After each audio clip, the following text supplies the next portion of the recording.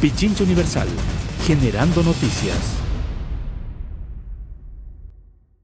Un verdadero gusto estar en contacto vía telefónica con el doctor Ernesto Samper Pizano, expresidente de Colombia y además exsecretario general de UNASUR. Un gusto, doctor. Buenos días desde Quito, Ecuador, cuando son las 8 de la mañana con 5 minutos. Les saludamos cordialmente.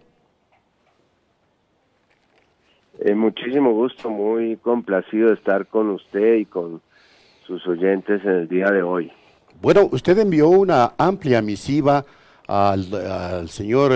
asambleísta Fernando Patricio Flores Vázquez, presidente de la Comisión Permanente de Soberanía, Integración y Relaciones Internacionales, en la que hace referencia a que se le ha invitado, o no se lo invitó, mejor dicho, al trámite de la denuncia del Tratado Consultivo de la UNASUR. ¿Por qué envía esta misiva y cuáles son las consideraciones que usted tiene cuando la Asamblea Nacional Ecuatoriana se apresta a analizar tan polémico y complicado tema? Pues mire, la verdad es que el procedimiento escogido por la Asamblea para comunicarme oficialmente la invitación no fue afortunado, porque en ningún momento recibí la invitación para la sesión que debería tener lugar el pasado 26 de junio, y posteriormente recibí una llamada de carácter informal citándome para el día de hoy, para el día de ayer, cosa que era imposible de resolver ya estando en el día viernes. Yo, frente a esa circunstancia desafortunada de no poder expresar mis opiniones sobre un tema de tanta relevancia, pues opté por enviar este documento que de alguna manera resume cuáles son las principales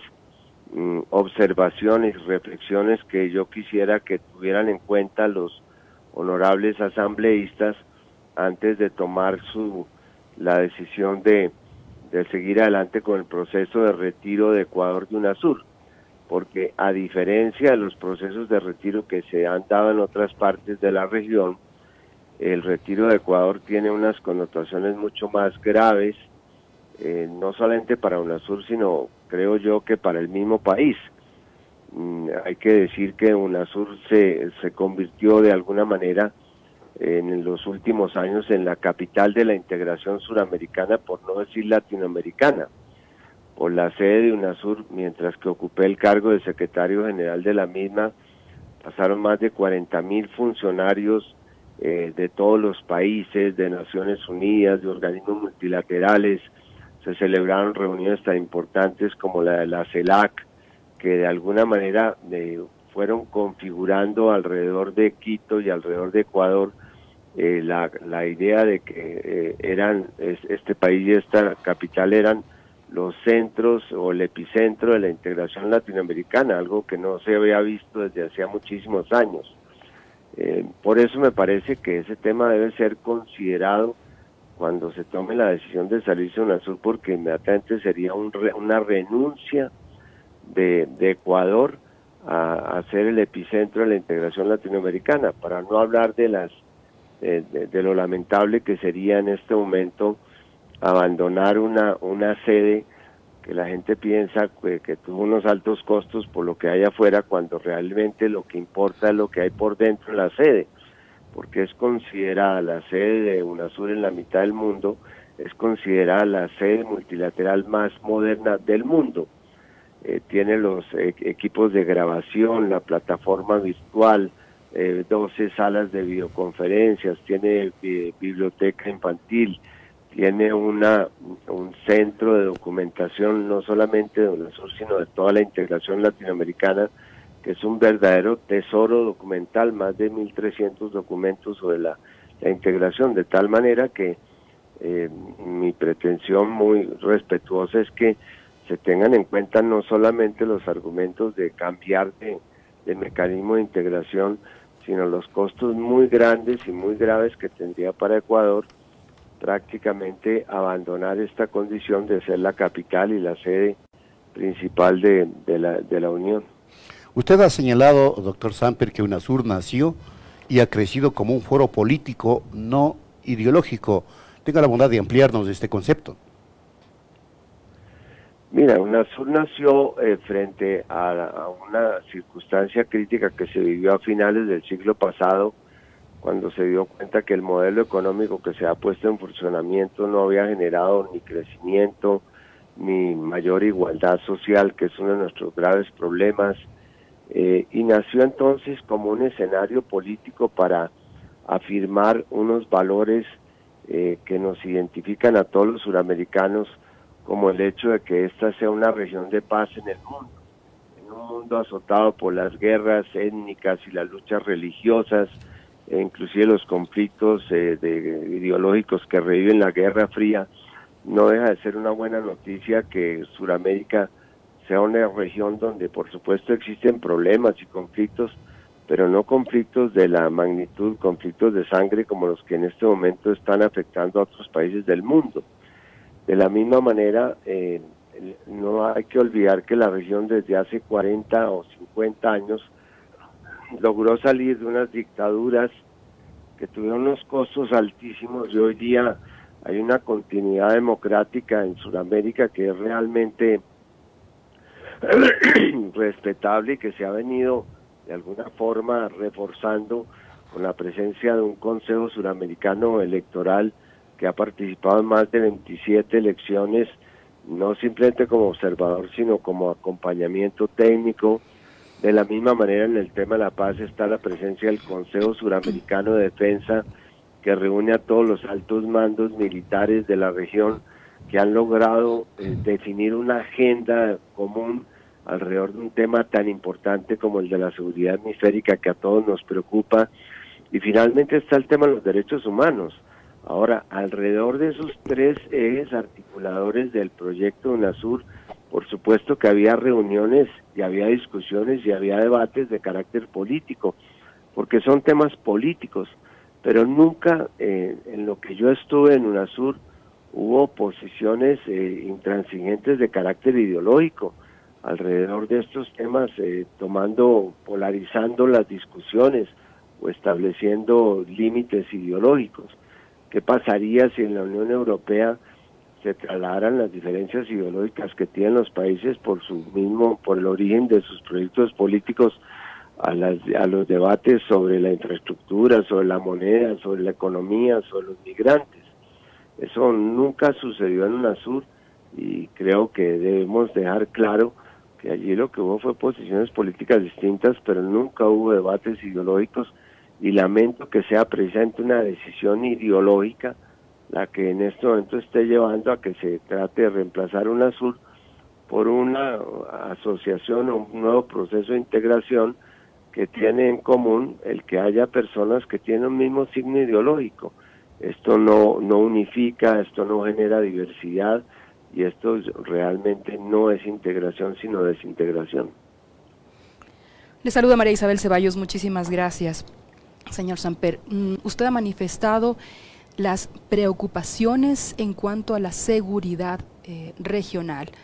¿Cree usted que tenemos amenazas a esa seguridad? Y en ese contexto, ¿qué le parece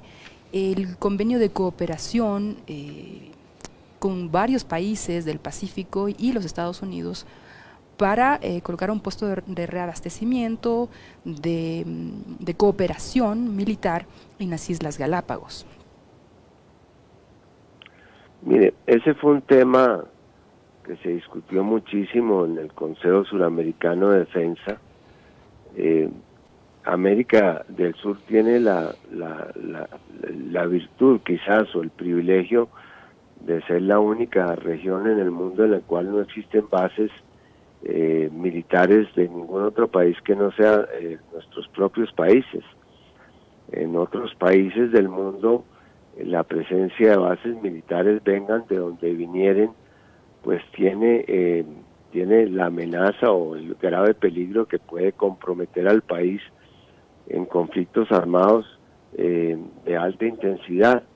Precisamente fue en la isla de Galápagos donde se definió la condición de que Sudamérica sería una zona de paz en el mundo, condición que fue refrendada en México, en la cual se definió América Latina en general como una zona de paz, y que ha sido de alguna manera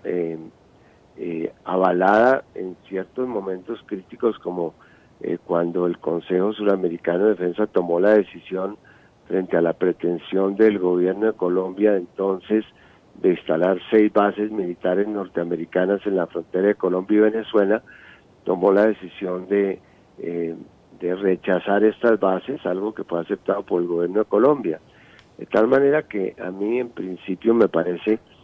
que tenemos suficiente negativa experiencia con lo que han sido los enclaves militares en Guantánamo, en Cuba y en las Malvinas,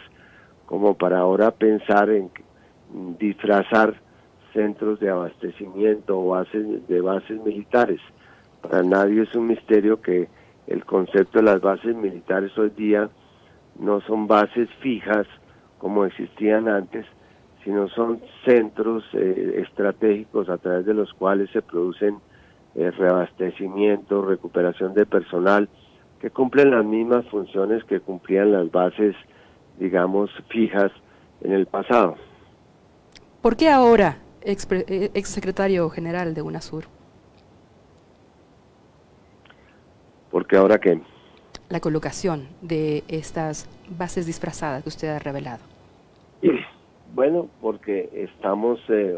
después de haber vivido la amarga experiencia de tener una integración interamericana que comenzó a hacer aguas por la incapacidad de entendernos con países como Estados Unidos, como Canadá, que tienen unas prioridades diferentes y unos intereses diferentes. Ahora parecería ser que estamos regresando otra vez a los viejos acuerdos norte-sur, cuando UNASUR precisamente nació para reforzar las alianzas sur-sur, que son las que en este momento están teniendo mayor éxito, como se puede ver de la experiencia de los BRICS, que de alguna manera sumó países importantes del sur que podríamos llamar de clase media, para producir cambios importantes y cambios fundamentales como los que deben ocurrir cuando se hacen alianzas entre países similares y no entre países que tienen diferentes motivaciones e intereses. Ahora, doctor Samper, este cambio en la correlación política en varios países latinoamericanos que evidentemente han debilitado la integración regional, ¿están favoreciendo a políticas estadounidenses para también fortalecer un nivel de control político-militar de la región? Pues mire, nunca había estado la región tan amenazada como está en este momento. Estamos amenazados por el peligro de una guerra comercial global que está planteada. Estamos amenazados por la elevación de los aranceles en los Estados Unidos para dificultar el ingreso de nuestros productos. Estamos amenazados por la forma como se está tratando a los migrantes latinoamericanos en países como los Estados Unidos, construyendo muros y sacando a la gente a las malas del país. Estamos amenazados por el incumplimiento de los compromisos del cambio climático, que está produciendo un calentamiento global que afecta en primera instancia a regiones muy sensibles como Latinoamérica, a través de los huracanes en el Caribe, de los movimientos sísmicos en la cordillera de los Andes. Y nunca había sido tan importante la integración y nunca habíamos estado tan desintegrados como estamos en este momento. Por eso la gran paradoja que se está viviendo es que mientras que estamos rodeados de mayores amenazas, estamos bajando nuestras defensas, estamos reduciendo la solidaridad que antes nos convocaba y estamos abandonando 10 años, que fue los que trabajamos en UNASUR, de agendas comunes de políticas públicas en materias tan importantes como la educación, la salud, la infraestructura, la tecnología, que son las que nos permitirían en este momento hacer frente entre todos a estas amenazas. Claro, usted quiere oponer siempre más integración para fortalecer la región y nos ha comentado más bien un camino que conspira justo en contra. Como expresidente de Colombia, doctor Samper, también quisiera que pueda evaluar la situación de su país, la evaluación de los acuerdos comerciales que ha firmado, porque en el Ecuador se lo pone como referente de una galopante economía competitiva que nos deja a la saga a nosotros como ecuatorianos. Pero sin embargo, el triunfo de Iván Duque, el retroceso de la paz, el acercamiento en efecto a digamos, este polo unipolar y no dentro de la guerra económica y política multipolar. ¿Cómo usted puede evaluar a su país? Mire, yo creo que el crecimiento de los países no se debe mirar, digamos, exclusivamente en términos de aumento del Producto Interno Bruto. Debe mirarse en los términos de qué relación tiene ese crecimiento con las posibilidades de cada país para reducir sus niveles de desigualdad. Y le puedo asegurar que en este momento las posibilidades que tiene Colombia con sus niveles de crecimiento, si estén por encima de otros países, son mucho menores respecto a los niveles muy altos de desigualdad que tenemos, de desigualdad social, que las posibilidades que tendría un país como Ecuador, que ha hecho unos grandes esfuerzos en materia de crecimiento en los últimos 10 años, de reducir una desigualdad que ha sido igualmente reducida en los últimos 10 años. Por eso no se trata de comparar las cifras simplemente sobre cuánto creció, sino cuánto creció respecto a sus necesidades de reducir la desigualdad. Y en ese sentido creo que Colombia está más atrás de países como Ecuador o inclusive algunos países centroamericanos y casi todos los del Caribe. Ahora, en lo que se refiere al tema de la paz, pues debo confesar que efectivamente en estos pocos meses que lleva el gobierno del presidente Duque ha mandado unas señales muy preocupantes de retroceso en los avances que se han conseguido en materia de paz, por sus ataques a la justicia transicional, la forma como está pretendiendo volver a la aspersión de cultivos que tanto hizo en la frontera colombo-ecuatoriana, la desatención a las víctimas del conflicto armado. La verdad es que ese es uno de los sentimientos más profundos que tenemos los colombianos, es que estamos viendo cómo se está retrocediendo en materia de paz, algo que confirman por supuesto todos los países que están comprometidos en esta gran empresa de la paz, que nos permitiría a los colombianos salir de una pesadilla de 50 años de conflicto armado. Y otro tema que también ha acompañado aquel conflicto interno, aquella amenaza permanente a la paz, es la movilidad de los colombianos. Movilidad que ahora está siendo ocultada políticamente. ¿Cree usted tal vez, doctor Samper? Yo creo que en este momento el problema de movilidad que está registrando Colombia es la relativamente intempestiva llegada de casi 2 millones de venezolanos. Hay que anotar que en el pasado también hubo unos flujos masivos de colombianos hacia Venezuela, que fueron tan bien recibidos en su momento como nosotros esperaríamos, como nosotros deberíamos recibir a los venezolanos que están llegando a Colombia. Pero por supuesto para nosotros, y esto es algo también en lo cual se avanzó en UNASUR, el tema de los migrantes no lo debemos enfocar como un problema o echarle la culpa a las migraciones a los migrantes. Nadie se va de su tierra, nadie se va de su casa por voluntad propia. De tal manera que aquí lo que debemos es considerar a los migrantes como ciudadanos latinoamericanos, tal y como establece la propia Constitución de Ecuador.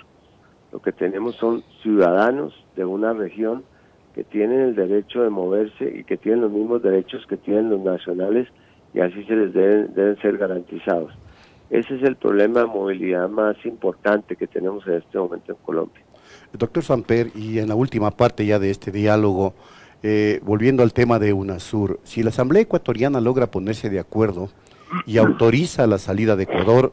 esta se daría en septiembre próximo, pero el análisis tan reduccionista que se ha dado al tema hace que se discuta más bien si es que el edificio de UNASUR se entrega o no a una universidad indígena en el Ecuador, sin tomar en cuenta lo simbólico primero que conlleva la misma construcción del edificio. Y por último, ¿qué alternativa o qué recomendación última usted hace para evitar esta disolución de UNASUR que muchos persiguen?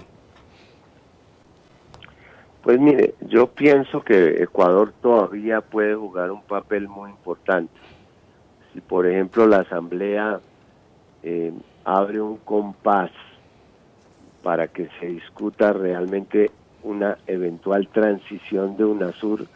hacia un mecanismo que sería un mecanismo de mayor convergencia y no de menor convergencia. Si Ecuador, como trató de hacerlo, aunque en mi caso no fue posible,